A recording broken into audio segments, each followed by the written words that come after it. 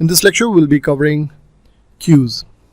A queue is a data structure where data enters at the rear of a list and is removed from the front of the list. So basically, it's like first in, first out.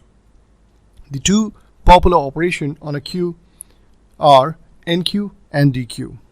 Basically, queues are used to store items in the order in which they occur. For instance, queues are used to order processes submitted to an operating system or a print spooler, and simulation applications using queues to model customers waiting in a line. So here we have created a custom queue implementation, and then obviously we'll be also exploring the one which is provided by the .NET framework itself.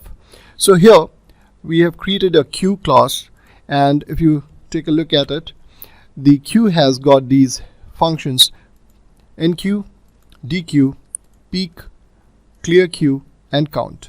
We are obviously making use of the array list to create this queue data structure. Now enqueue is responsible for adding item to the queue, and dequeue is responsible for removing the topmost item from the list. And here we have peek and clear queue. So basically it's going to clear all the items from the list. Count is going to return the total number of items in the queue. Now if I have to use this over here, you'll notice that we are doing the same operation which we did for stack, but over here it's like adding it to the queue. So we are making use of the enqueue operation. Later on here we are removing one from the list and we're printing it over here. So numbers.dequeue, and then we are doing a count. If the item has been removed, what is the total number of items left in the queue? Then here we are using the peek operation, and finally we are clearing the queue and then doing a total count. And here the one which is provided by the .NET framework itself inside this namespace system.collections.generic queue. If I take you there, here you can see exactly like stack, we have three constructors: empty one with capacity and the other one with a collection. Then we have count, clear, and some additional methods like contains and copy to. The popular ones, enqueue and dequeue.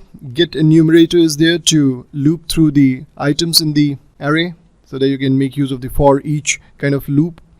And then we have peek to convert it to an array. We have toArray method, and then we have trim access.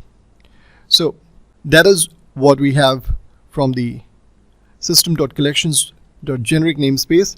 Now let's go ahead and execute this and see it in action. So here you can see the enqueue operation has been performed, and total number of items in the list is 11. And then we are doing a dequeue operation. So item 96 was removed from the queue. Total count after that stands at 10.